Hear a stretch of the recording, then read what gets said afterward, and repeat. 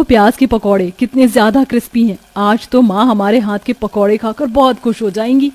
गीता बबीता दोनों जुड़वा बहनें किचन में खड़े होकर गर्मा गर्म पकौड़े तल रही होती हैं। इसी के साथ साथ गर्मा गर्म चाय बनाकर चाय और पकौड़े अपनी माँ ममता को ले जाकर खिलाती हैं। अरे वाह, ये आलू गोभी के पकौड़े तो काफी ज्यादा अच्छे हैं। बबीता, तुम अब पकौड़े बनाना अच्छे से सीख गई हो।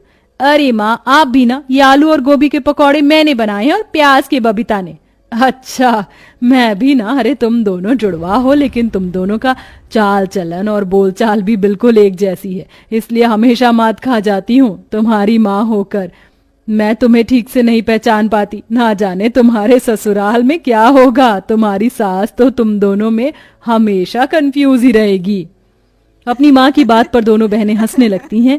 ऐसे ही समय गुजरता है और ममता जल्दी ही एक ही घर में अपनी दोनों जुड़वा बेटियों की शादी कर देती है। शादी के बाद दोनों बहनें अच्छी बहू होने के सारे फर्ज निभाती हैं और घर की सारी जिम्मेदारी को भी संभालती हैं। वही दोनों के पति रंजीत और मोहन एक बड़े से होटल में काम करते थे, जिससे उनके घर का खर्चा अच्छे से निकल जाता था। ये देखो गीता, मैं तुम्हारे लिए कितना सुंदर ब्रेसलेट लेकर आया हूँ।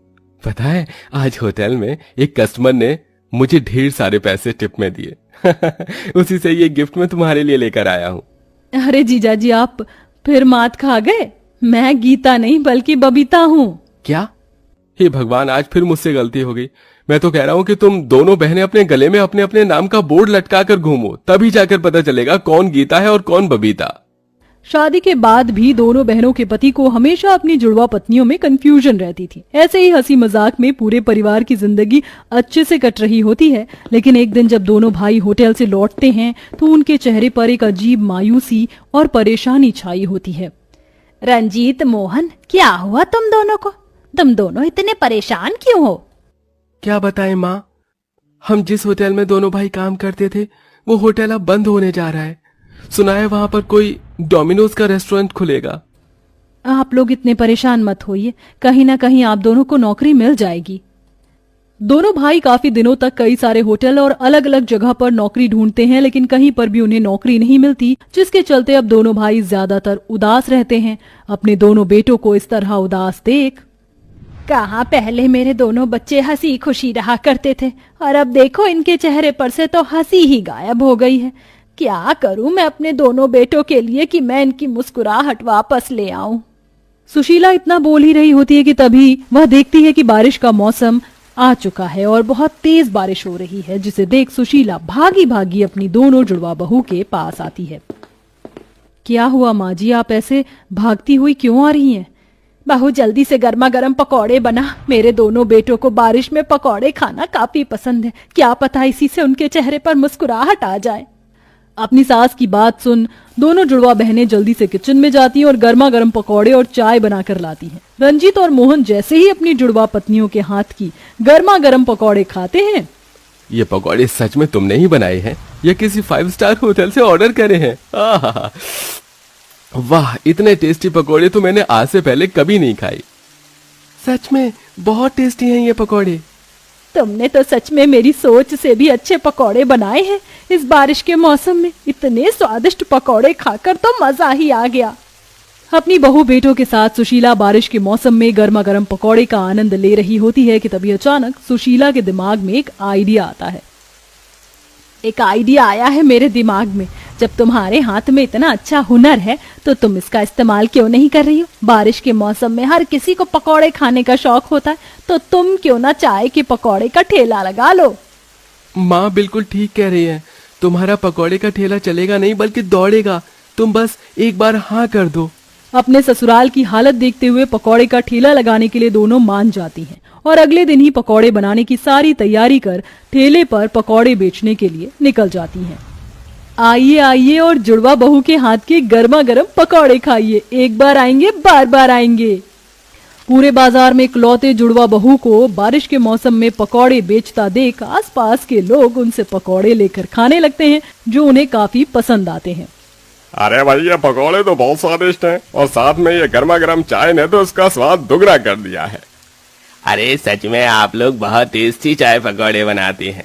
एक और प्लेट पकौड़े दीजिए। और हाँ, सारे मिक्स करके पैक भी कर दीजिएगा। आज तो मेरे बच्चे बारिश के मौसम में इतने टेस्टी पकौड़े खाकर बहुत खुश हो जाएंगे। कस्टमर को अपने पकौड़े की तारीफ करता देख दोनों जुड़वा बहनें काफी खुश होती हैं, जिसके चलते पहले दिन ही उनकी काफी अच्छी कमाई होने लगती है। पकौड़े के स्वाद के साथ साथ जुड़वा होने की वजह से भी लोग उन्हें देखने के लिए उनके ठेले पर आते और गर्मा गर्म पकौड़े भी खाते, जिससे दिन पर दिन उनकी कमाई बढ़ने लगती है और कुछ दिनों में दोनों जुड़वा बहू का पकौड़े का ठेला दौड़ पड़ता है। वहीं दूसरी तरफ, अरे ये कैसे पकौड़े दिए हैं तुमने हमें, हैं? एक तो इतने ठंडे, ऊपर से कोई स्वाद भी नहीं है, सारे पैसे बर्बाद। इतना बड़ा होटल तो खोल दिया लेकिन स्वाद रत्ती भर भी नहीं है। इससे अच्छा तो वो दोनों जुड़वा बहू का पकौड़े का ठेला है। क्या पकौड़े बनाती हैं दोनों। वो कस्टमर सेठ राजेश के पकौड़ों की बुराई कर सीधा जुड़वा बहू के पकौड़े के ठेले पर पहुंचता है और वहां से जी भर के पकौड़े खाता है। कुछ दिनों में दोनों जुड़वा बहू का पकौड़े का ठेला अब इतना फेमस हो जाता है कि कुछ लोग तो वहां ब्लॉगिंग करना भी शुरू कर देते हैं। देखिए गाइस, ये वही जुड़वा बहू का चाय पकौड़े का ठेला है जिसके पकौड़े खाने के लिए हम दूर दूर से आ रहे हैं। अगर आपको भी इनके पकौड़े खाने हैं तो मुझे कमेंट में जरूर बताइएगा, एड्रेस में पिन कर दूंगा। सोशल मीडिया की वजह से दोनों जुड़वा बहू पकौड़े के लिए काफी ज्यादा फेमस हो जाती हैं। अगर ऐसा ही रहा तो ये दोनों जुड़वा बहनें तो मेरा होटल बंद करवा देंगी। कुछ ना कुछ तो मुझे करना होगा। अपना होटल बंद हो जाने के डर से राजेश भाड़े पर कुछ गुंडों को लेकर दोनों जुड़वा बहू के पकौड़े के ठेले पर पहुंचता है। तुम लोग कौन हो और यहाँ क्या कर रहे हो? चुपचाप से अपना ये पकौड़े का ठेला बंद करो और यहाँ से निकलो, आइंदा यहाँ दिख मत जाना। ये क्या दादागिरी है तुम लोगों की? हम यहाँ ठेला लगाने के लिए हर हफ्ते पैसे देते हैं, फ्री में नहीं लगाते। हम अपना पकौड़े का ठेला यहाँ से नहीं हटाएंगे, जो करना है कर लो। अरे लगता है लातों के भूत हैं, प्यार से नहीं मानेंगे। दोनों गुंडे लठ से मार मार कर गीता और बबीता का पकौड़े का ठेला तोड़ देते हैं और सारे सामान को भी नीचे फेंक देते हैं। देख लिया मुझसे पंगे लेने का नतीजा। इस बार तो सिर्फ ठेला तोड़ा है, अगर आइंदा इस मार्केट में दिखाई दी तो तुम दोनों की हड्डियां तोड़ दूंगा। राजेश और उसके गुंडों की बात सुन दोनों जुड़वा बहनें रोते हुए अपने घर आती हैं और अपनी सास और पति को सारी बात बताती हैं। उन लोगों की इतनी हिम्मत, मैं उन्हें छोड़ूंगा नहीं। रुक जाओ, तुम दोनों जानते भी हो वो राजेश कौन है। कई गुंडे लोगों से उसका कनेक्शन है। अगर कल को उसने तुम्हें या मेरी बहू को कुछ कर दिया तो क्या होगा? कल से तुम्हें उस बाजार में ठेला लगाने की कोई जरूरत नहीं है, तुम कहीं और ठेला लगाओगी। अपनी सास की बात मानकर दोनों जुड़वा बहुएं दूसरे बाजार में ठेला लगाती हैं, लेकिन इस बाजार में लोगों की ज्यादा चहल पहल नहीं होती है, जिसके चलते ठेला बहुत ही कम चलता है और ऐसे ही कई दिन गुजर जाते हैं। अब हर रोज की तरह दोनों बहुएं पकौड़े बिकने का इंतजार कर रही होती हैं कि तभी उनके पास एक रमन नाम का लड़का आता है। अरे दीदी, आप दोनों यहाँ अपने उस बाजार में अपना पकौड़े का ठेला लगाना बंद क्यों कर दिया? पता है, मैं अपने दोस्तों के साथ कई बार उस बाजार में आया था, लेकिन मुझे आपके पकौड़े का ठेला दिखा ही नहीं।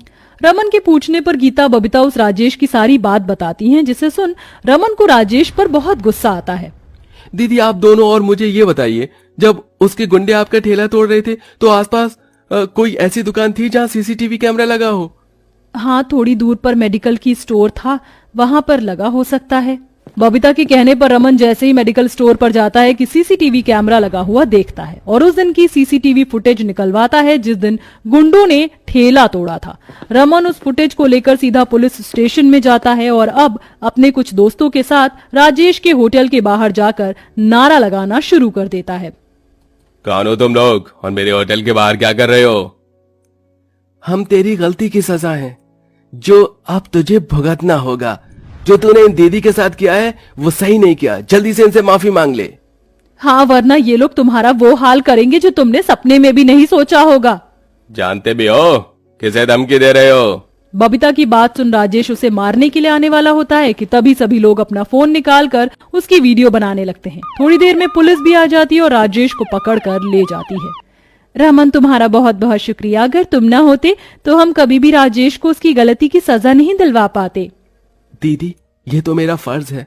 अब आप जल्दी से अपना दोबारा से पकौड़े का ठेला लगाइए, मुझे आपके हाथ के बने हुए गर्मा गर्म पकौड़े खाने हैं। रमन की बात सुन दोनों जुड़वा बहुएं काफी खुश होती हैं, जिसके बाद अब दोनों जुड़वा बहुएं फिर से मिलकर अपना पकौड़े का ठेला लगाती हैं और कुछ दिनों में अब वो अपना होटल खोल लेती हैं और अब सब हंसी खुशी रहने लगते हैं।